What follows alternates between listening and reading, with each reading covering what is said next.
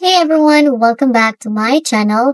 In this quick tutorial I will show you how to add your Visa card on Taobao so you can start shopping and pay securely. So here guys, you need to first open your Taobao website and of course log in to your account. Next is to add a Visa card guys. You need to first add an item to your cart and then proceed to checkout. So you can also go to your Me tab and then settings.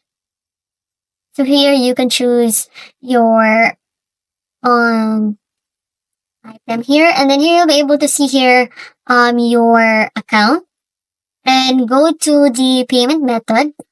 You'll see the available payment methods. You can tap the options to manage or select a different payment method. So here guys, you can add Visa card or you can also add your credit card here. So you just need to enter the important details, the expiration date, the card number, and name on the card. And once your card is added, tap confirm payment. Your Visa card will now be saved for future purchases. And that's it guys. You've successfully added your card to Taobao. Like and subscribe for more tutorials on shopping from China.